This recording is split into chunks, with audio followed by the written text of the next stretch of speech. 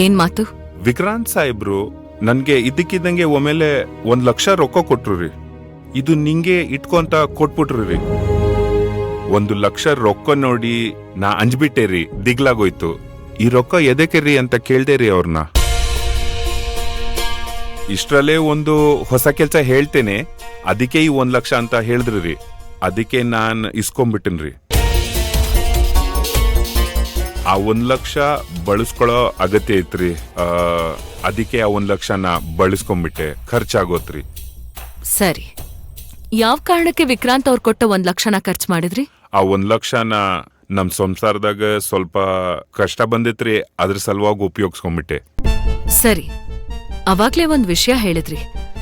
ಒಂದ್ ದಿವಸ ವಿಕ್ರಾಂತ್ ಸಾಹೇಬ್ರು ಅಸಹ್ಯ ಅನ್ಸ್ಬಿಟ್ರು ಅಂತ. ಅದು ಯಾವತ್ತು, ಯಾವ ಕಾರಣಕ್ ಹಾಗನ್ಸಿದ್ರು? ನನ್ಗೆ 1 ಲಕ್ಷ ಕೊಟ್ಟು 1 ವಾರದಾಗನೆ ನನ್ಗೆ ಹೊಸ ಕೆಲ್ಸ ಹಚ್ಬಿಟ್ರು ರೀ. ಆಗ್ಲೇ ನನ್ಗೆ ವಿಕ್ರಾಂತ್ ಸಾಹೇಬ್ರ ಮೇಲಿದ್ದ ಅಭಿಪ್ರಾಯ ಬದಲಾತ್ರಿ. ಹಾಗೆ ಸ್ವಲ್ಪ ಭಯನೂ ಆತ್ರಿ ಮೇಡಮ್ ಅವ್ರ. ಏನ್ ಕೆಲ್ಸ ವಹಿಸಿದ್ರು? ನಾನ್ ಅವ್ರ ಹೆಂಡತಿ ಹೆಸರು ಪ್ರಜ್ಞಾ ಅಂತ್ರಿ. ನನ್ ಹೆಂಡತಿ ಪ್ರಜ್ಞಾನ ಕೊಂದ್ಬಿಡು ಅಂತ ಹೇಳಿದ್ರು ರೀ.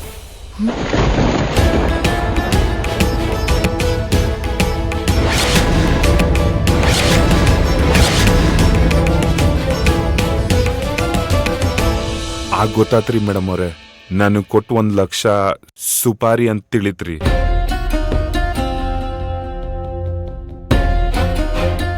ನೀವು 1 ಲಕ್ಷದ ಮುಲಾಜ್ಗೆ ಪ್ರಜ್ಞನ್ ಕೊಂದ್ರ? ಇಡಿಯಟ್! ಇಲ್ರಿ ಮೇಡಮ್ ಅವ್ರೆ, ಅವ್ರು ಕೊಲೆ ಮಾಡು ಅಂದ ತಕ್ಷಣ ನಾ ಒಲ್ಲೆ ಅಂದೇರಿ, ನಾ ಮಾಡಲ್ಲ ಅಂತ ಅಂದೇರಿ. ಮತ್ತೆ ನನ್ಗೆ ಬೈದು ಬೆದರಿಕೆ ಹಾಕ್ಬಿಟ್ರಿ ಮೇಡಮ್ ಅವ್ರೆ.